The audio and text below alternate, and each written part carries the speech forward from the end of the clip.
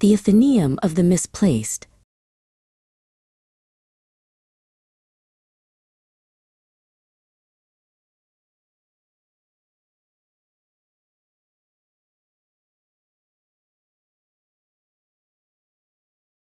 Cale felt like a ghost in his own life, drifting through the rain-slicked streets of the city.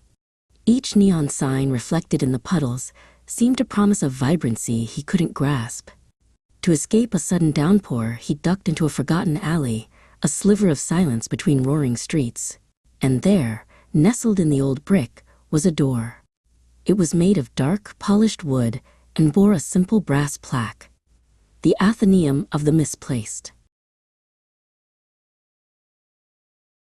The door opened not to a dusty shop, but to an impossible silence. Before him lay a space that defied logic, shelves soaring into a starlit darkness above. They weren't filled with books, but with everything. A single red mitten, a tarnished silver locket, a child's worn teddy bear. Everything that is truly lost eventually finds its way here, a soft voice said. A girl with silver hair, Lyra, emerged from between the towering shelves. "This is the Atheneum," Lyra explained, her voice as quiet as dust motes dancing in a sunbeam. A sanctuary for the misplaced. Not just things, but the feelings tied to them. Their stories, their goodbyes. She gestured to the endless aisles.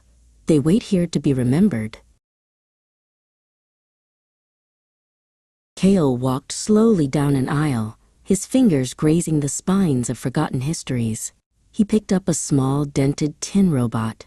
The moment his skin touched the cold metal, his vision flashed. He saw a sun-drenched park through the eyes of a child, felt the gut-wrenching sob of loss as the toy slipped from a pocket and disappeared into the tall grass. The memory faded, leaving behind a faint, phantom ache.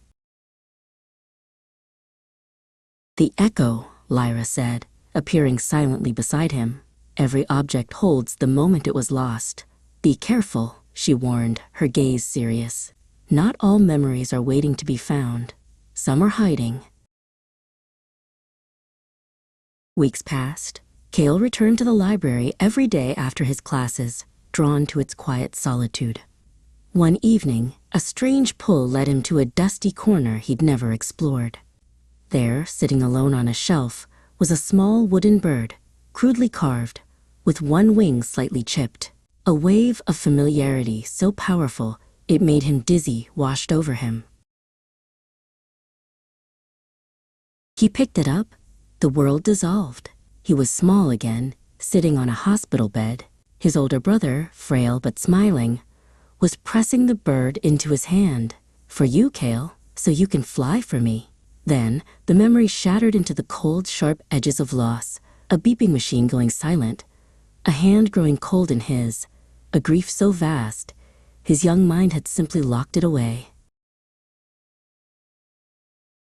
Cale gasped, stumbling backward, the wooden bird clattering to the floor. "My brother?" "I had a brother," he whispered. Lyra was there, her expression full of sorrow. "It was too much for you to carry then," she said softly. "You can leave it here. You can forget again, but if you take it with you, the memory will be yours to keep. All of it."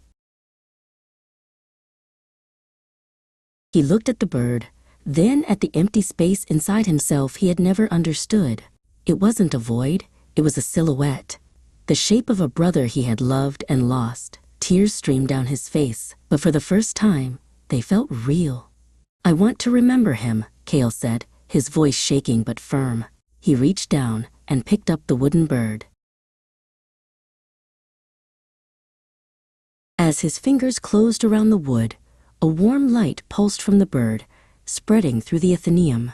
Lyra smiled, a true, brilliant smile that reached her eyes.